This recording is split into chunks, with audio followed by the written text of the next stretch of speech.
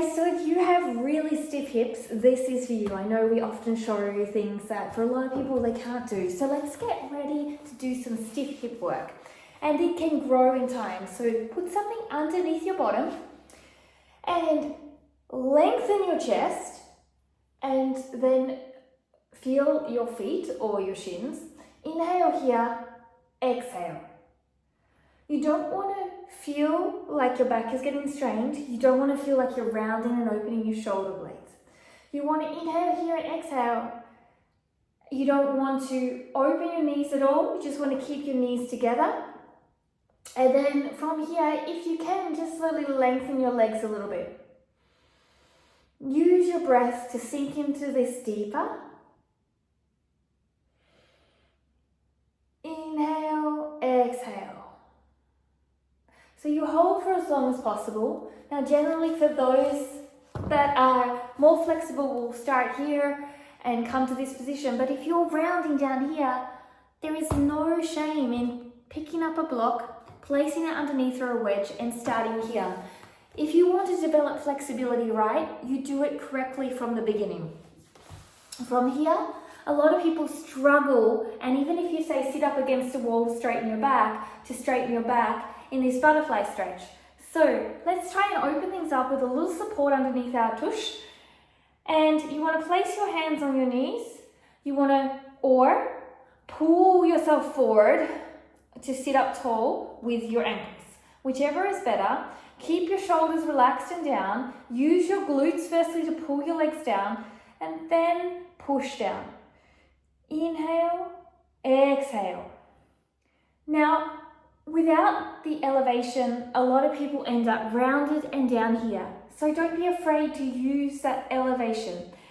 Keep pushing your legs out by squeezing your glutes, rolling them towards the top of your feet. And this helps you to bring those legs apart and to create that flexibility actively in a healthy manner for those that are struggling when your bottom's on the ground. Okay, you can also use contractional methods where you squeeze your glutes, hold for 5, then release, and then just use your hands to push down.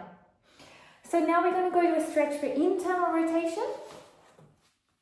So you're going to bring one leg back, one leg front, and you're going to push your hip forward, and you're going to then from this movement turn towards the bent leg, and we're going to try and sink that hip down.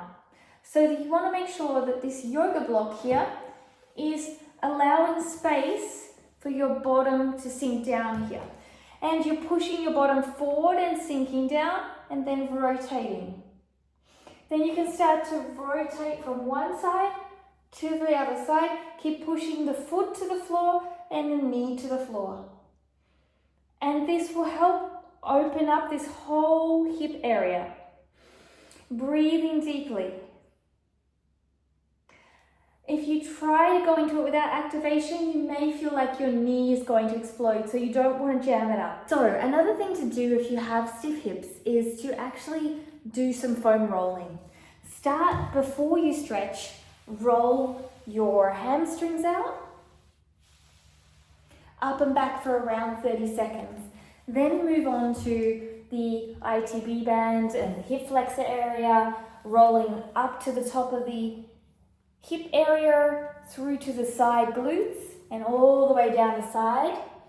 And then moving on to the hip flexor at the very top, and also onto the quadricep. So you're rolling through here, and you can bend and flex. So when you find a sensitive spot like this, you can bend and flex. This is all going to help get the blood flow as well. From there, you can also just manage the glutes as well. So you're sitting on the side, one leg is crossed or not, and you're rolling through the top of the glute, move down to your elbow to change the positioning that you hit the glute, rolling through the glute medius and minor, onto the glute maximus, getting a little bit of blood flow through there as well. And don't forget to also roll in the inner thighs, the adductor here, just to get some release off into the groin. So you've got the roller underneath and you're rolling here. This is all going to help you to also get into your flexibility without so much friction, and do the calf muscles one at a time if you want, with more pressure or less pressure, so that your legs can warm up and feel more active before you get into the stretch. Often, sometimes we start with no blood flow and just go straight into the stretching, which will mean that we need more time. If you have nerve issues, then that's also something that you want to address, but here is a great start if you don't have flexibility. Enjoy!